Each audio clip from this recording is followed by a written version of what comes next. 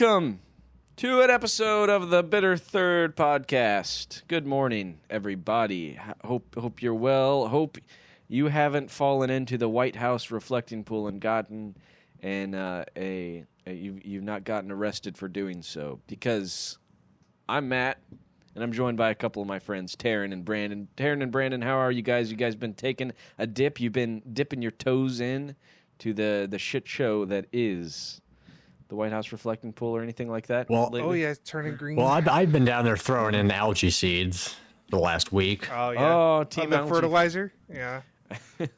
Algae seeds. Does Well, algae come in a seed? I think Trump just yesterday said it was like fertilizer that was. Anyways, someone poured fertilizer and making it turn green. I've been going down there. They come in pucks. Oh. Okay. Oh, get an algae puck, yeah.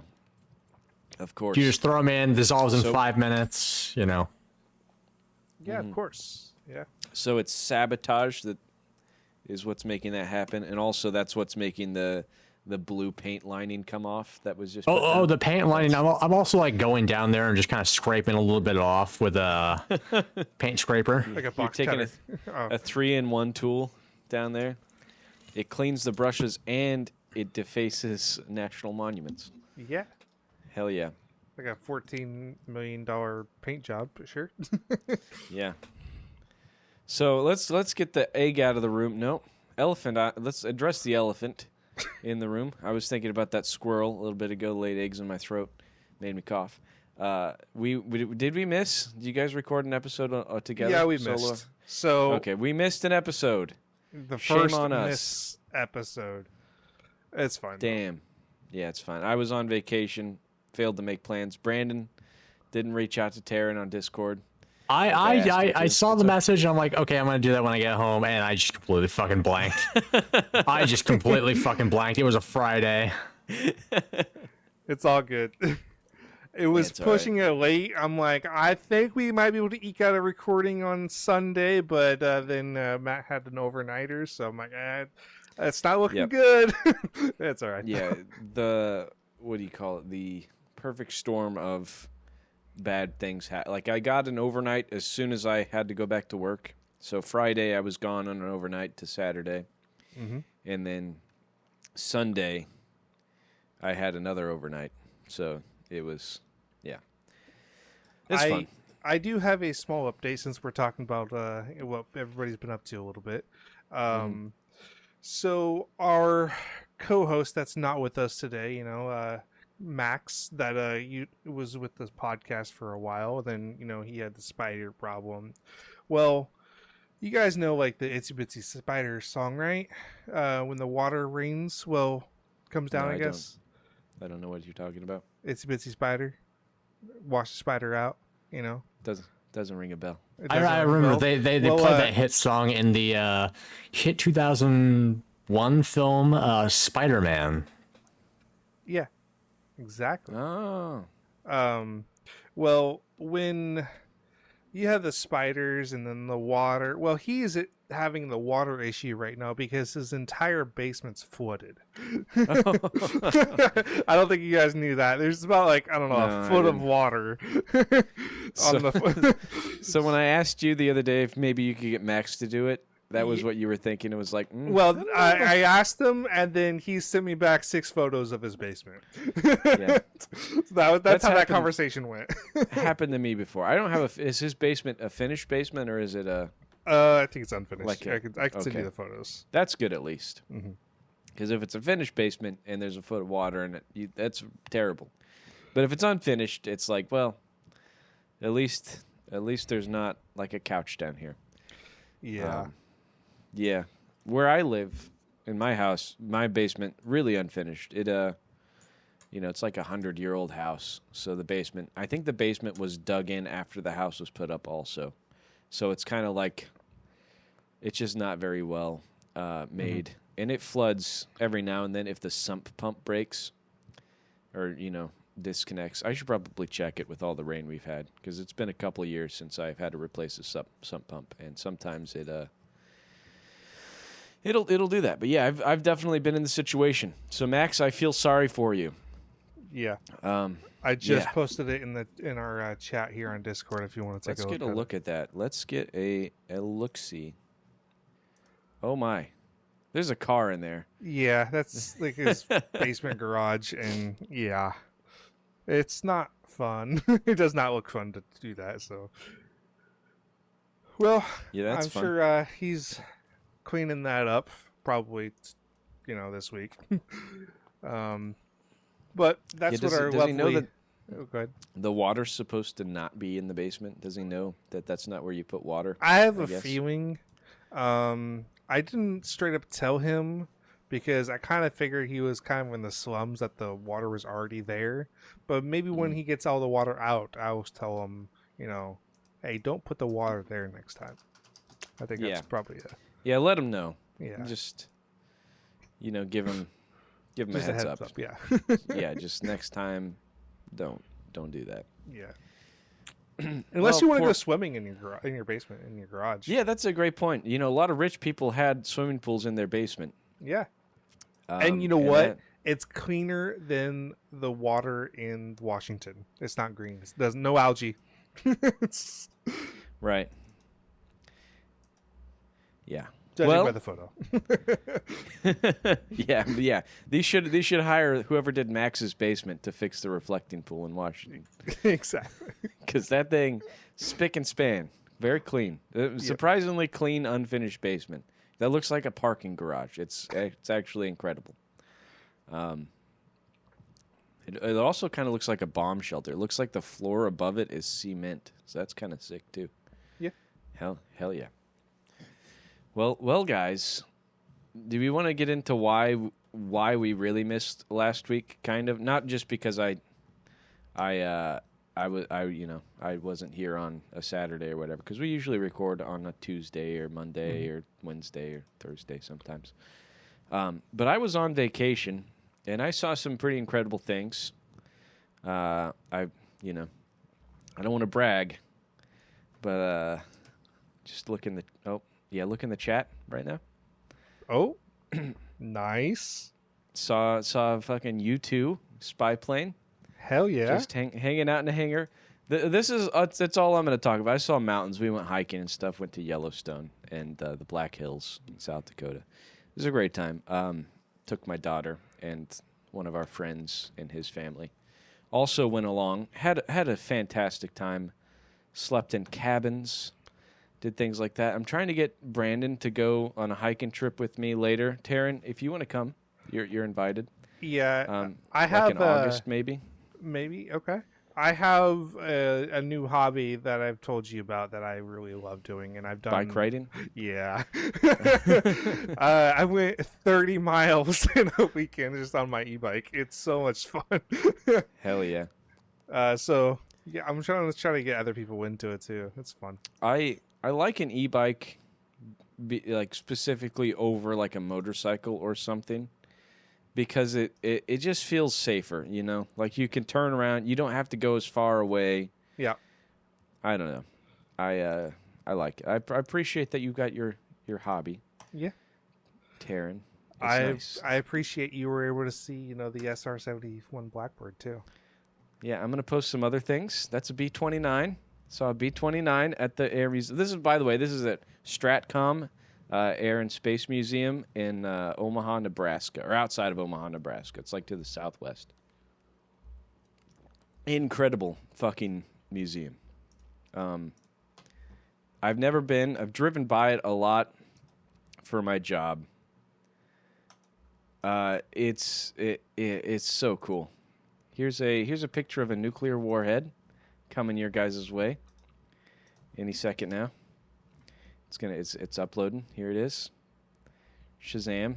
There's a nuclear warhead, and we'll do the last but not least. There were 2 nuclear warheads, by the way. There was that one that was like a Mark 16 or something, and then there was the Mark 36. Both of which could destroy entire cities. Very scary. Mm-hmm. And then where's the SR-71 picture? I might not have it on my computer. Oh, there it is. Here's a picture of my daughter not looking at the camera. in front of the SR-71. Didn't get a good picture of the Blackbird. But it's still pretty cool. It hit our airplane draft. That's pretty cool. It is the coolest thing I've ever seen. Like I used to fall asleep to two things when I was younger. Well, number one, I told Brandon about this when he sent me a link to the re-dramatization of Halo: The Fall of Reach with like the voice cast of the video games. I used to fall asleep to Halo: The Fall of Reach, and I also used to fall asleep to SR-71 Blackbird documentaries. And so, this is half of that. And it was there, and it was so fucking cool. Way bigger of an airplane than you think it is. Yeah. My God, it is massive. Like, you look at it, go ahead. No, go ahead. You're talking about it. Okay. I was going to say, if you see pictures of it, you're like, how does that thing hold enough fuel to go, what is like 2,000 miles or whatever? Well, it in doesn't like an hour. technically. Well, but it does. Like it can't. It has a long range, but it does refuel a lot. Yeah, but like it doesn't technically because it leaks. Well, it only leaks on the tarmac. I think, yeah, on the tarmac. Then it goes up and refuels. But they used to say like it had to heat up before it stopped leaking. But it just recently came out. Something was like declassified. They were like, that's not precisely what it is. Like I can't remember what it is. But yeah, it looks like, you look at it and you're like, how does this thing even fly like 100 miles? It's so thin. It's really long. It's like 120 feet long or something. Mm-hmm. Super wide, a lot thicker than you think it is. Also, I don't know if it's just all the refinishing work that they did to this one because I think they have to like strip paint off and stuff like that when they put it in these public museums because sometimes the paint can give you cancer. I don't know if it's that or if it's just that's the way it was made. But this thing looks like it was like cobbled together with hammers. Like it looks like some dude or like a team of people just bent the metal with their hands and just stuck it on there. It is incredible that this thing flew at all. That's crazy. Yeah. It's amazing though. Yeah. That was me. Taryn, what were you gonna say? Speaking of things that flies, I got a news story for you guys. Ooh. So a twin-engine Cessna 421 plane crashed, and any guesses on who was on board? What's his name? Gilmont from Ubisoft. Yes. Sorry, Brandon. I had to be right. It's good because I had to kill your joke. I was going to say there was another dude who died in a fucking like a plane crash or something. I thought, but no. You talking about Oliver Tree? Oh man, I'm so sad. Can we talk about that? I don't know. I also don't know if he died in a crash. I just had a name. But yeah, it was a helicopter on helicopter collision. It was 6 people died total. It was two of the famous people were him and like a Brazilian or Argentinian YouTuber. I can't remember. And I am so fucking sad, man. Like, that guy got me through a lot of late nights on the truck. I used to stay up, or when I'd have to drive late, I would listen to his album. Meanwhile, I'm like, I never heard of this fucking guy before in my life. I've never heard of him either. You would like him, Taryn. I think he's one of the pop stars that. I don't know. The music that he makes is very simple, but it's also like he's got some songs too that are like I don't know. I don't know how to describe it. I can't put into words how I guess influential his music has been to me in just the way that it's all very simple but also very good, and you just want to listen to it. I'm so disappointed, but yeah, Let's get into this Ubisoft CEO of the Gilmont family. Yes. So Gilmont was 69. He died near a resort town Wait, how old was he? 69. Fuck yeah. Yeah, he was. Yeah. Resort town on France's Atlantic coast that was scheduled to host an air show this weekend. Newspapers, OQuest, or Wequest, France reported, was one of the two people on the twin-engine Cessna 421 plane. The newspaper said both passengers died in the incident. Gilmont helped transform the Ubisoft. So if you're unfamiliar with Ubisoft, it's a gaming developing company that makes like the famous Rainbow Six Siege or Tom Clancy games, stuff and like that. Beyond Good and Evil, Assassin's right? Creed, Splinter Cell. Yep. Splinter Cell. Also Skull and Bones. Don't forget Skull and Bones. So everybody loves that game. They make a bunch of games, and well, he was helped transform Ubisoft from a mail order software business into one of the world's largest video game companies before serving as chair of the family hardware arm, Gilmont Corporation. He worked largely behind the scenes as an operational backbone of the family border entertainment business, while his brother Yves became public face of the gaming giant as its long-serving CEO. I believe his name is pronounced like Eves or something, and he's the current. Okay. He's the current like guy that's in charge of everything. A lot of people point fingers at him as to being like the reason Ubisoft is currently so risk averse, like why they're not making anything other than Assassin's Creed, basically. He's also, I think, He's setting Ubisoft up for both a failure, but also like he's going to get a massive payday when they finally sell it. But he's also really holding on. I don't know. They're confusing family. Go ahead. Sorry. Yeah. That was just kind of it in a nutshell. Where it's just kind of sad that a CEO crashed that was part of Ubisoft, but co-founded the company back in 1986. It's kind of damn. Ubisoft's that old. That's crazy. I guess that makes sense. Yeah, games were being made back then. I forget that games have been around for that long, but I don't know. Pac-Man was like 82 or something, wasn't it?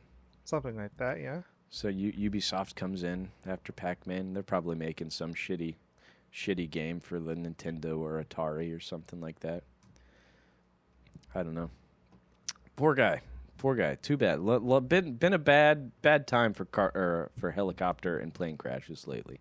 Yeah. I don't feel quite as bad about the Ubisoft CEO, because the CEO, I don't know.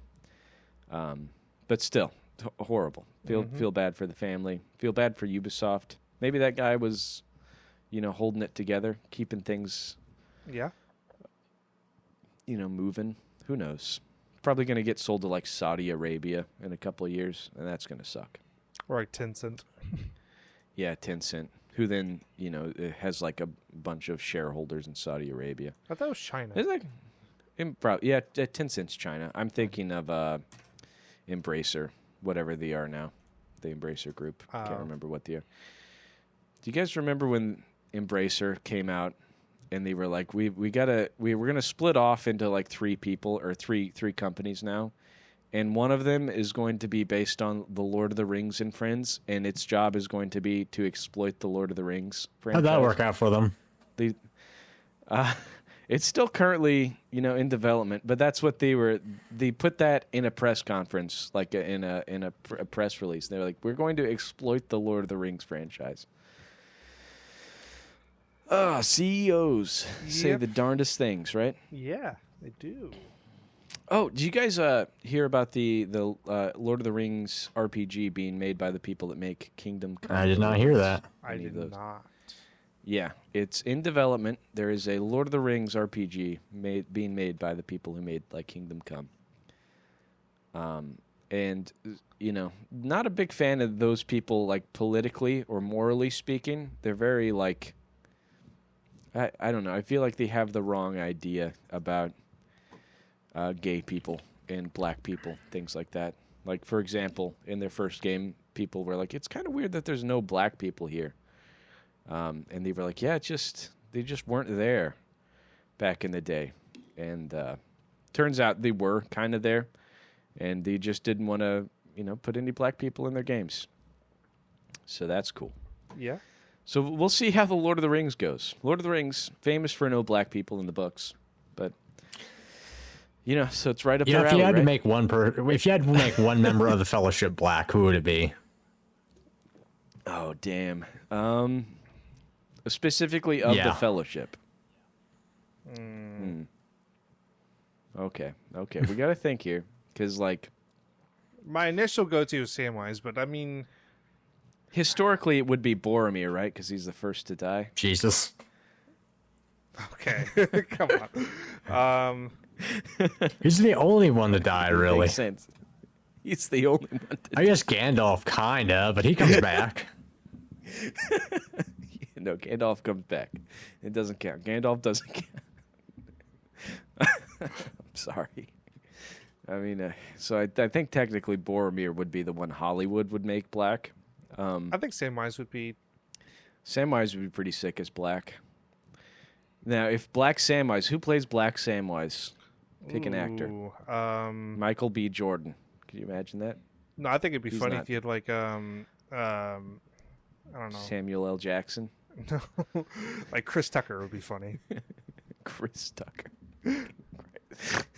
Wouldn't that be funny? Tell me I'm wrong.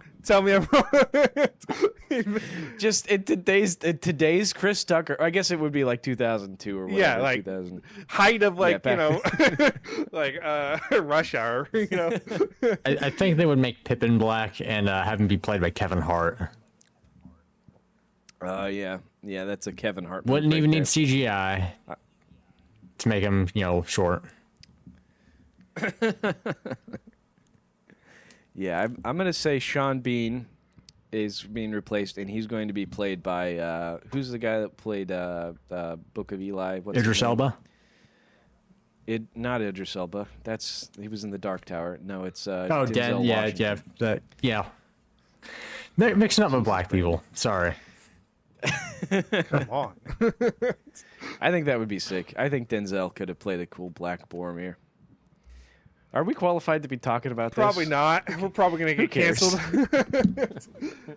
We're having fun. We're having a good time. Speaking of getting canceled, we got a little bit of news since you guys I guess we haven't recorded and Matt's been on vacation. So it's been Xbox, about 2 weeks. Yeah, Xbox finally went public with how bad it is with how much money they were losing when they hiked up the Game Pass and everybody canceled. So that is just the tip of the iceberg too. Yes, that is. We can go into it. That came out, and then they were like, "Yeah, so we're gonna close like 5 studios." Yeah, right away. So AAA Game Studios I don't know the exact number. Have been having a rough go for the last few years. Microsoft's latest fiscal reports reveal a whopping $623 million drop in gaming revenue compared to the same fiscal quarter last year. Who would have thought? Right? I'm pretty sure I called it that week. This is not making sense, and everybody's canceling. And I called it like what the fuck? Yeah, it was I don't know, because. Can we talk about Game Pass for a brief minute? Yeah, because it's going to be tied into it, yeah. Yeah, just the idea, it can't work, and I think that's true. Game Pass can't work because it devalues games. People aren't going to buy games when you make games if they have Game Pass. Yes. So that's number one. But number two is if it does work, you have to have so many people on it that every month it's like you're selling 5 million copies of a just released game. You know what I mean? But Microsoft has so many studios. They've got 80 studios or something under them, or 60 or something. They're one of the biggest publishers in gaming. I think they said they were number 2 to Tencent or something like that, or maybe Embracer. Yeah. But they have so many studios under them. Even selling a game 5 million copies of a game, which is a major success for any other game, it's not enough. That's not enough for them to measure it as a success. At one time I think Game Pass could have made sense if Microsoft was still struggling. When Game Pass came out, I think it kind of made sense. Yeah. But even then, it didn't, because Microsoft. Xbox, I mean, not Microsoft, couldn't put out games that people wanted to play. Yeah, they'd have a Halo every now and then. And, Forza Horizon. Everybody loves Forza Horizon. But what else? What other Microsoft games or Xbox games do people want to play? Gears of War? Gears hasn't... Mm-hmm. Yeah, but not the new ones. People don't want to play those because you're fighting robots and shit. They're putting out E-Day, and I think people are going to want to play that because it's got the old cast of, it's got Dom and Marcus and everybody. But you got Halo, and every time Halo comes out, they shit the bed somehow. That's true. Or some way. And also, every single time. People just typically buy Halo games, and they if they want to play Halo. They're not opposed to buying Halo and not paying for Game Pass. So exactly. Yeah. People will buy a Halo game. That's one of the good things about Halo is that, Infinite came out and it shit the bed. But for a minute there, people were like, this is great. People who hadn't played Halo before were playing it. And they were like, I fucking love Halo, man. This rules. Except they shit the bed. They didn't release new maps. The campaign actually kind of sucked. It was a bit trash. For some reason, they didn't have co-op in the campaign. I don't know why that wasn't just like in there. They just make decisions like that for some reason. So, and, where were we? Game Pass Xbox, losing subscriptions. Yeah, 623 million. Yeah. So the figure is bad enough on its own, but it gets worse when you realize that it represents a 9% year-on-year drop. So Microsoft attributes a financial hit to declines in Xbox hardware and Xbox content and services, letting on that Xbox consoles, games, and Game Pass sold 32% less than the same quarter a year ago. Xbox fans have faced their share of struggles recently, with Microsoft hiking Game Pass prices 3 times in many years. So yeah, the increase the price tag on the Xbox console not just once but twice in the same year, making them much pricier than PlayStation, all while removing benefits. Of course, people are going to be pretty fucking upset with you when you start raising the prices up like 3 times or 2 times, depending on hardware or software. Come on. And we already know hardware is going to go up, and it's still going up. I know for a fact, we can talk a little bit about the Steam machine here in a minute, but the Steam machine is valued at $1,000. And I know Steam probably was eyeing the $750 mark rather than $1,000. If they could have made the $750 maybe a year and a half ago, they would have definitely done it. Yeah, or even cheap. I would argue they were probably eyeing something like $500 or $600 for their entry level. And maybe $750 for their 2 terabyte model, but RAM has gone crazy. Storage. Yep. It's not just RAM, but it's it's storage and RAM. If you get 16 gigabytes of RAM, the cheapest RAM you can find for that much is like $200, and 512 gigabytes of M.2 storage is like $80. Yep. But that's not enough. For a computer, you would want like a terabyte or 2 terabytes. That's like $400, $300 for storage. I'm just lucky that I grabbed my 128 gigabytes of RAM, and I'm just sitting pretty with that in my PC. I'm not even gonna just not even thinking about anything now. I know it's a lot, but I have reasons why I have it. Rendering and 3D modeling takes a lot of processing power. So I'm lucky that I have that. The expensive parts in the Steam machine are the RAM and the storage. The rest of it, probably the GPU, I think, is part of the processor or something like that. It's it's an integrated deal, I believe. I mean, and they probably get a good deal on that sort of stuff. It doesn't. But if you weren't, it doesn't help that a couple of years before the RAM AI surge with AI, you had crypto mining with freaking graphics cards. Yeah. So we can't catch a break. Usually technology gets cheaper, but holy fuck, this goddamn AI bubble will not fucking stop. It's we're getting there. I would argue the crypto mining thing was worse than the RAM deal. Because at least with the RAM thing, you can buy the RAM, you don't have to subscribe to somebody on Twitter and wait for them to be like, all right, the graphics cards are coming out at 10 o'clock on a Tuesday. Be there at GameStop, sign up. Now, you can still buy the stuff at least. Another thing is that the RAM prices are currently what RAM prices were when this generation of RAM, I think it's DDR5 RAM, when that came out. So when DDR5 RAM was just released, it was similar prices. But RAM does go way down. Yeah. It's supposed to. It did for a while. It was, you could buy a 32 gigabyte, whatever it is of RAM, whatever they're called, for like $120 for a little while there. Mm-hmm. And then it's like $500 now. Yeah. $400. It's kind of insane.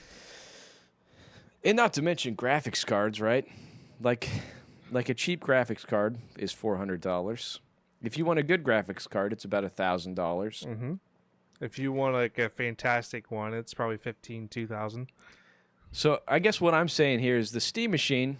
It's expensive, but it's not like it is cheaper than building a really good computer. It's a lot cheaper than building a really good computer, and it's going to be cheaper than the next generation of consoles from PlayStation. As of right now, you can build a PC that's comparable to the Steam PC, the Steam Machine, because depending on the titles, I know that the Steam Machine is not as good as the PlayStation 5, depending on the titles. Mm-hmm. And so when you have a brand new machine that's not doing as good as a machine that's been out for 3 or 4 years, I forgot when the PlayStation 5 came out. Probably longer than that. It came out in 2020. It's been out for 6 years. Oh, wow. I didn't know it was that long ago. Yeah, they were both 2020. Yeah. So, that's not a good sign that if you can't, beat hardware it's 6 years old. So it is scraping the bottom of the barrel. And I kind of worry that it caters to, I don't know, like you were saying, if it were cheaper, it would make so much sense because then it's just like, it's just a cheap PC that people who don't want, all the hassle with a regular PC, where you got to update things mm-hmm. and click around on the desktop. It's perfect for people who just want to who just want to be able to install mods on like Skyrim and make everybody naked, But it's not. Like, it's $1,000. You're probably better off just staying with the PlayStation that you have or the Xbox that you have. Or if you're going to, if you have the money to just blow like $1,000 on a PC, just spend more money and make something that'll blow everything out of the water for the next 5 years. You know what I mean? Mm-hmm. That's kind of where I see hardware this. Is definitely not helping. And to circle back to Microsoft, Microsoft is making more money than ever, but the more personal computing category, where the gaming income is included, represents only about 20% of the company's revenue. Some back of the envelope math just puts Xbox section at around a third of that, thus being an estimated 7% of the company's total revenue, depending on how you run the figures, roughly. So obviously you could argue like games could be software, and obviously Microsoft's a software company, but then figure in the hardware, and then if it's the personal computing, like entertainment or however you want to figure the math, it's about 7%. But with Azure clouds and the investment in OpenAI all seeing meteoric rises every quarter, it's not hard to see where the focus on the company is right now. Predictions say that gaming is dead might be 10 a penny, but the harsh reality is just that NVIDIA, Intel, and AMD, Microsoft dropping a small portion of its business, or at least putting on hold on it, would hardly matter much for this bottom line. So at least the Silicon starters may lead some more optimization and hopefully original games. That is a plus too. I feel like we are in a gaming saturation because people have the tools to build games. Like whether you're an indie developer, the tools are more accessible than ever before. So that is a plus. Right.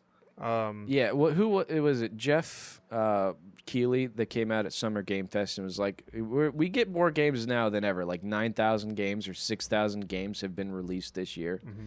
You know, they're not all the games that everybody wants to play, like the Halos or the Lasts of Us. Mm-hmm. You know, every single time. But there are so many games. Like, to think that what's happening with Microsoft or with Game Pass or with computer prices and things like that are going to kill games, I think is kind of crazy. Now more than ever, people have the ability to make games. You know, phones can play games. You can buy an iPhone and you can play Resident Evil natively on it. Yep. You know, like that. We all have the Switch 2 as well. We all play games on that too. Switch 2. Oh, yeah. We'll talk about that later. Yeah, Keely's bought a Switch 2. Yeah. By the way, one of our friends finally got a Switch 2. He finally joined the team? the scene. Yeah. Speaking of small indie games, real fast, I've been playing Mina the Hollower. Not very far in it. It's a very hard game. I'm having a lot of fun. Brandon, I think you'd like it. I like it a lot. It's on my list. Okay. It's on your list. Taryn, I don't know about you. Okay. You might like it. You might hate it. I don't know. It's good. It's fun. Cute game. But yeah, there's a lot of games coming out, people. Yep. Don't be discouraged just because Microsoft is going to shit the bed, make all the wrong decisions, probably. Probably. Yeah, such as Get the your way of purchases things. in now before the fucking prices go up again. Yeah. Yep. Man, isn't that crazy that they just keep Remember the price when on we the could get a console $100 cheaper after 2 years? Now Remember when they were selling more, GameCubes for $100? It's probably more profitable to probably pay a scalper on day one and wait 3 years for the hardware prices to go up. I'm not kidding. Yeah, I think by now people who bought a console at the beginning from a scalper when they couldn't buy one at a store or whatever, I think they've probably been like, yeah, I've actually kind of made money. Yeah, I think my Xbox is worth more now than it was on day one. Yeah. I didn't buy it from a scalper, but yeah, it's crazy. I got it from the store. Yeah, but yeah, it's funny. Taryn didn't buy it from a scalper. Taryn is the scalper. Of course, you gotta make money somehow. I'm sitting with a closet full of unsold PS5s. Please, guys.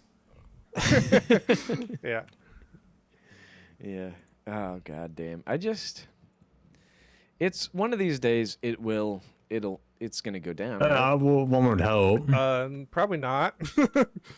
Damn. While we're still kind of on this topic, kind of speaking of the Steam machine and stuff. Yeah. Have you guys seen the latest leak on Half-Life 3? No. All right, so there's this company called D-Brand. I don't know what they do, but apparently they're partnered up with Valve. I think they do stuff with the Steam Machine's front panel that you can replace. You know, I think that's what. Like skins. The skins. They released a commercial about the Steam Machine and the Companion Cube skin or something like that, and in it, they flash this. Hold on, let me copy this and paste it to the Discord. This is in their commercial. Half-Life 3, everybody. Is it confirmed? I don't know yet, but fucking please come out. Please come out. I need it for my fantasy critic. That's all I care about. I don't actually care about Half-Life much. But please God. Please God. Yeah. What do you guys think? Half-Life 3, is it going to come out when the Steam Machine actually drops? No. Is it? If they do, I will be pleasantly surprised. Yep. I just want it to come out. I just want it to come out because I made a mistake on my fantasy critic, and I do believe it. I believe that it's going to come out. I think it's going to come out this year. You know, I'm a true believer. But God, I don't know. I just don't know, guys. It's not looking good. Well, we can round out the Xbox thing because what else is not looking good is I think they're doing layoffs. More layoffs. not just layoffs, studio closures. Yeah, that's the Compulsion Games and it's not Ninja Theory. Is it Ninja Theory? I don't remember. The guys that made Senua, they were like, here's a new game from this studio, and then they closed the studio 2 days later. Yep. Maybe Compulsion is south of midnight. They're also talking about Double Fine and another one, which is crazy. I think they're with the remaining teams left. I think they're really putting like all hands on deck on the main titles like Halo, and definitely Gears of War and Fallout, and they're putting all hands on deck on the core games that make Xbox like the flagship titles, which is what they should have done 7 years ago. Like, I feel like they just wanted to diversify their entire game library, which I don't have a problem with that, but they just lost the ball on their main IPs, and then you can't do that as a yeah. It's like it was kind of like they came out, when they bought Bethesda, I think around that time when you're talking, know, and they were like, all right, Bethesda, and everybody that came with Bethesda, you guys just make whatever, we'll support you. And they go and they make whatever, and you got to make good games, and you got to make them fast. That's kind of the keys. And if you can't make good games and can't make them fast, you have to at least do one of those things. Do you think there's going to be more battle passes coming out soon? Probably. Well, probably. I don't know. I'm going to segue into a completely unrelated topic, but it has battle passes. Can you guess what it is? Okay. Is it a subscription to the Claude targeting model that the U.S. military uses, and you can join it and you can target civilians in Iran? I'm not sure about that. It would not surprise me, but that was not the topic I had in mind. And you don't actually subscribe. I should. Oh, it's a battle pass. You don't really subscribe. However, it's different. It's for motivation. Do you guys have any other guesses? It's a motivational battle pass. Is it? Is it some sort of children's game? I hope not. I fucking hope not. Oh, it boy. probably could be. Probably is. So I'll get right into it. So Ukraine, in their ever-long fights with Russia, they have gamified war. I'm not even kidding, guys. This is crazy. They have gamified war where resources will be dropped by like points, and the resources you can get is like if you video like you getting a confirmed kill, or a confirmed like mission actionable plan.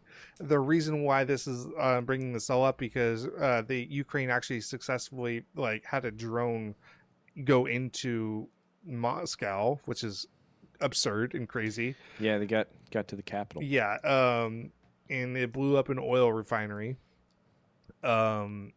Pretty close, I would say, to the Kremlin, because obviously the Kremlin's in Moscow. But the battalion or the squadrons will get points with these operational tasks that they do. And you can use these points, you can redeem them for more and more military stuff. So they have gamified war. It's like an Amazon page where there's like tanks, there's drones, there's Amazon. It's not Amazon, but it's insane. Like an Amazon. I know. It's just like you go to the website, you're like, ooh, a new Panzerschreck or whatever. I know they're not German, but still, that's awesome. Yeah, it sucks, but it's awesome. They should. I think it's blue something. Blue Chew? No, God no. It's literally like an Amazon page just of war. It's yeah. So that was my good for them. interesting update, and they have turned the tide of the war, I believe, and well. Zelensky announced that there will be a retaliation effort from Russia because of this massive strike, and which is probably true, and that just makes the war drag on even longer. And however, you have nations like this is a badass quote. I'm gonna bring it up. Zelensky was saying how he is tired of like how Belarus is a country that's on the northern side of Ukraine. Well, they've been really helpful of Russia. They're neutral to the war, but they've been helpful to Russia by giving them information and intel, because there's towers on the southern border of Belarus that like they supply information with drone coordinations and stuff to Russia. Anyways, there was a famous warning against Belarus that Zelensky said it was something along the lines of take down your towers or we'll take them down for you. It's God damn. Yeah, Zelensky let's see if I can pull up the article here. Yeah. It's not the first time Kyiv denounced Russia's use of Belarusian towers that launched attacks against the Ukraine on a country supporting it. Zelensky warned in mid-May that Moscow was considering plans for operations of the south-north of Belarusian territory, either against Ukraine or against one of NATO's countries. It's crazy, but these it's funny. Zelensky warns Belarus to remove equipment used in Russia attack or Ukraine will do it. If he doesn't do it, we'll do it, the president threatened, saying a week should be enough time for Belarus leader Lyshenko to take down the towers. So that's crazy. It's pretty crazy when you have just a neutral territory getting threatened because they've been too friendly with Russia. But I mean, it's not, to be fair, it's not even that. We have leaders in the UK and NATO want to have Ukraine into NATO now, because they literally said Ukraine is more important to NATO than we are to Ukraine, because of all of the information that they know about drones and like all of how they know how to use drone warfare. Right. They've pioneered the most recent modern warfare, which is digging trenches and hiding from drones that drop grenades on you or run into you and explode, and also fighting against those drones. This is the scariest war, I think, that has ever existed. Yes, is this war in Ukraine, because it's just people, you hear the drones coming, and is it you that's gonna die? I don't know. Terrifying, but good on Ukraine. Give the Ruskies hell. You know what I mean? I don't know. War is hell. Well, I have. It's a related story to Ukraine. This is it's insane. A Ukrainian ground robot defended a position from a Russian assault for 6 weeks. One robot. It was like a miniature robot tank. A robot tank defended a position for 6 weeks. Yeah. A single remote-controlled Ukraine ground combat vehicle defended a key intersection under constant adversary attack for 45 days last summer, according to 3rd Army Corps spokesperson, who called it Ukraine's first fully robotic defense operation of a position. It likely won't be the last. The robot, a droid TW-12.7, armed with a machine gun, and its operator, some 10 kilometers away, disrupted every attempted breakthrough and prevented enemy infiltration with no loss of Ukrainian life, the spokesperson said. So it's just a little fucking battle droid out there on the fucking hill.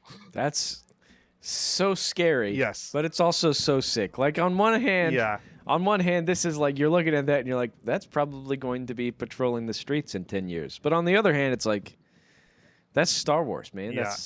That's so crazy. That's the future. As the United States and other militaries work to catch up, Ukraine is putting remote-controlled air and ground systems into the use the world has never seen. Drones are in the air, providing continuous surveillance for the operation. The officials said the detected enemy movement and transmitted information in real time. Once a threat was confirmed, the operator received the signal and engaged the target with machine gun fire. Olena Kryzvenska, a defense analyst who was nailed it. You nailed it. Ukrainian names are kind of hard. A defense analyst who was first to report on the operation writes that Ukrainian ground robots now perform 80% of the logistics tasks on the front lines, from carrying explosives into enemy positions to evacuating the wounded. The Ukrainian ministers of defense hope to bring that up to 100%. So that's crazy. That's weird. Mm-hmm. That's cool, but it's weird. And if I saw battle lines for when the war had started, it's only, and then to now, can you guess how much territory Russia has gained? It's like -3. It's like or something like 10 miles, or it's nothing like substantial. It's so minor in granted, it's still Ukrainian territory. It's not minor to Ukraine because they're losing territory. I'm saying the loss of life and the amount that Putin is willing to throw over 10 miles of land is insane. It's like World War I level of attrition. Yeah, just at a standstill basically, and you're just trading back and forth. Mm-hmm. Good on Russia for keeping at it. Way to go, Ukraine, though. Yeah, pulling robots into the mix. It's still a horrible loss of life. I'm not going to lie. It's still a war. It's still bad. However, it's a kind of amazing of what it's definitely like a David versus Goliath situation where Ukraine is still is the underdog and still putting up a hell of a fight.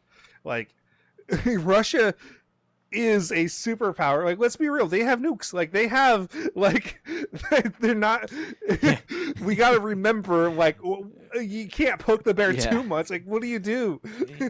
You can't just drone strike Moscow every day. You can only do that once in a while. Because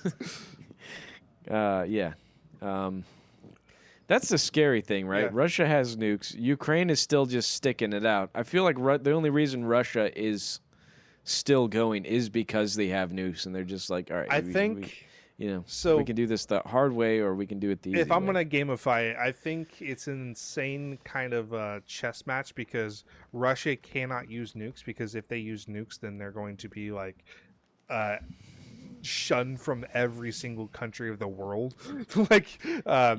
They will be dismantled by everybody else. The people are going to come in and tear them apart.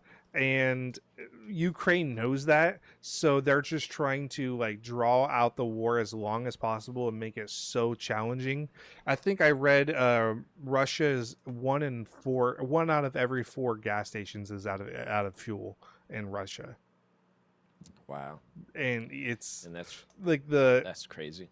The inflation's like 15% or some ungodly number. Like, it's insane. They're like, and they have no means to stop like the economic collapse now, because it's a little too late now, because they had flexibility, a couple years ago, but not now. So it's almost like oligarchs that rule a country with like a dictator isn't just like a great idea economically or culturally or anything like that. It's like it's almost like that doesn't work well for anybody. Yes, and there's no off ramp for Putin on this war. When I say off ramp, yes, Putin could stop and just start a ceasefire right now, today. He could, but it would not look good to being to the Russian people, where if he just backs out now, he needs a de-escalation plan. That's why you get stuck. That's why you get sucked into wars. That's why we're having such a hell of a time with the Middle East war we're in right now. this with a strait. Yeah, if we just give up now, then Iran will definitely make a nuclear bomb and probably use it. Stop the strait again. Like there's nothing stopping them. It's not going to because yeah, and it's also with Russia. It's not that he'll look bad to his people. It's that right now I think the war is the only thing that is like keeping him in power. You know what I mean? Like if he would just be like, yeah, I'm not gonna do that. I feel like there would be probably an upset. He'd probably get taken out or something like that. You know, like it's yeah. I mean, obviously the best thing for Russia would have been to just not do this. To just not. You know, maybe instead of tell your people that like, oh, we have to reclaim our homeland like the Germans, the Nazis did. You know, back in the day. Instead of that, just be like, let's invest in schools and in public programs, and let's make these parks look nicer. Let's make cars that don't look like squares. Do they still do that? I don't know. Let's make buildings that don't look so depressing. Putin, if you want to succeed, do that. Are you gonna be like the new Tucker Carlson that goes to like the mall? It's like, look at these shopping carts. They have like escalators with shopping carts on them, so you can like while you're going to the grocery store. Have you seen that interview? No, I've not. Oh my god, he's seen Russia or something. Yeah, Tucker Carlson went over to Russia and saw a couple fucking like shopping malls. And was so impressed that the escalator could hold a shopping cart. I feel like that's a thing in a lot of European countries. I know. I know. Think, but he's just a fucking hack. London has that. He's just a hack. Yeah, he's the worst. That's my point. I feel like you're going to be turning into a hack. Please don't. No. What I'm saying is like if Russia wants to fix themselves, that's what they got to do. They got to be better for their people. Yeah, that's true. They don't have to be that's like, like that. That's a revolutionary thing to some people in power for some reason. They're like, well, if we just exploit the Lord of the Rings, we'll make more money and then the world will be good. But no, it's like respect the Lord of the Rings and then you'll make more money and then the world will be good. It starts at the bottom, or guys. Don't respect your people, just respect us. Just the podcast. Yeah, just the podcast. Yeah. Speaking of respecting the podcast, Taryn, do you think we should kill it here? We're about at an hour. What do you think? It's up to you. Brandon, do you have any stories? Not really. You have a story, Brandon? I don't really have any stories. I did take care of your dog for like a week and a half. Oh yeah, tell me how that went. It went fine. First few days kind of a little rough. Darren, I never told you this. It was like 3 days after the first day Brandon texts me and he's like, so when I let her out, is she supposed to just like run across the street and just disappear? And I'm like, no. Put a leash on her. There's a leash in the thing. I didn't fuck. It's the funniest fucking thing. Because I don't normally take out the dog or anything. So I'm like, I know. I didn't leave the detailed instructions. Like there's a leash in the backyard that you can strap. Yeah, I'm just like. He goes to let her out, when we're like gaming or something. I'm like, he just walks out, opens the door, she runs out, takes a dump in the yard and comes back. That's what we do with my parents' dog. We just open the door and she just runs out. Honeybee will just she'll come back after like an hour if you just wait around for a bit. You just open the door and she'll come back, but a lot of times. But yeah, here's the text. He says, okay, so dumb question perhaps, but where is Honeybee's food bowl situated? And I respond like 20 minutes later or something, or maybe right there. And Brandon says, righty-o. And does she normally head around the house and across the street when you let her out? I don't want her to go running off where I can't find her or anything next time I let her out. Well, a little late there. I was like, oh. In my mind, I'm like, oh no. That's fine. But Brandon was like, no, I got her back. And then a couple days later, I get a text from my neighbor, and he's like, hey, I just got your dog. It's raining.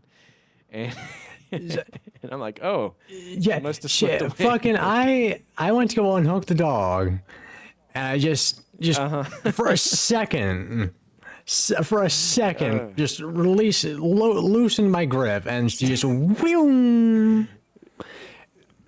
Yeah, she's the worst, man. She does that to me sometimes. She does the thing too, where you like let her go, and then she knows what she's doing, so she's like, oh, she jukes you, and then just takes off, and then she'll stand still for a second, and she'll look at you, and then you'll take a step to her. I went to go try and catch her, right? I see her. She's by one of your neighbors' house, like yapping at the dogs. I'm like, okay, I like start walking over there. I got a piece of cheese in my hand, and I just wave, and she's like, nope. Yeah, she's. And the problem was that week I had to go into work early, so I couldn't just wait around. Oh, I was like, I left 4 minutes before I had to go to work. I can't stay around any longer. I'm just like, hopefully she'll be back by the time I'll be back later tonight. And yep. Yeah. My neighbor caught her though. He threw her in the back room, and that's fine. I'm so it all sorry. worked out. I should have let you know a little bit more about how flighty she is. You know, the rest of the week was fine. You know, I went over there. I ended up going over there after work at nights, just partly so I didn't have to clean up shit when I got home, when I got there. Yeah. I appreciate Brent. You also didn't take the money I left for you on the table, so I told you didn't have to pay me about it for it. Yeah, well, I'll take it. All right. To do nice fancy. I will say wasn't the last, like the day before the last, I went to work. I forgot my hat at your house. Oh no. She tore the fuck out of my hat. It's sitting out in my car. I'm gonna say it was not. That hat was on its last legs. The fabric around the visor was already like this was its last year. This was its last summer before it went out to pasture. It went out in style. Yeah, I get there. I'm like, and I see my hat on the floor in front of your like coffee table. The visor is all just mangled to shit. I'm like, well, time for a new hat. Yeah. I'm so sorry. She's the weirdest about tearing stuff up because most of the time she won't, and then there'll be, a random day where you come back and she's taken one of my kids' toys and just destroyed it. Or like I leave a shoe inside and, for a week, or a pair of shoes inside for a week. And then at the end of the week, just one of them is destroyed. I don't know. So, yeah, it was kind of a crapshoot. I'm sorry. It was just like a cheap black hat that I've had for like 7-8 years now. So, yeah, no loss. One last honeybee story. On our way home, I started the Roomba up. And because I wanted to see honeybee, when we got into Iowa, I started it up, and you can look through the camera on the Roomba, and it was vacuuming. It went into the living room, and I didn't know Brandon was there, but I gave the Roomba back to my daughter, and she's like, "Oh, there's Brandon," and she showed me you. You were just looking at the Roomba thing, and it was the funniest fucking thing. You were sitting on the couch, your head was upside down. Looking into it. Yes. Did you hear us through that? Were we talking? Okay. That's awesome. But yeah, that was the funniest fucking thing. I didn't know you were over there. Honeybee was just sitting up there on the couch, like she heard your voice. She kind of like turned and started looking, but then didn't get down or anything. Just Yeah, we were hoping to see honeybee. Instead, we saw Brandon. When your fucking Roomba just started out, I was in the bathroom. I just heard it's like vacuuming started or something in your living room, a robot voice, and it just scared the shit out of me. Hey, just be lucky it was a Roomba robot and not the Ukrainian robot. Yeah, it's not the fucking Centurion from Fallout 3. The Ukrainian robot was defending the hill for 6 weeks. Yeah, just be lucky, Brandon. Defending the house. Has a machine gun. Oh, man. Well, That was an excellent episode, I think, of the Bitter Third podcast. We're sorry we missed last week, but we came back stronger than ever. Thank you all for listening. Please like, comment, and subscribe to this YouTube video. We all love you. Thank you, Brandon, for watching my dog. Thank you, Taryn, for sticking it out with me and doing these Wordles. Yeah. We didn't talk about we'll talk about those next time. That was a lot of fun. I love you guys, and we'll talk to you next week. Bye. Bye.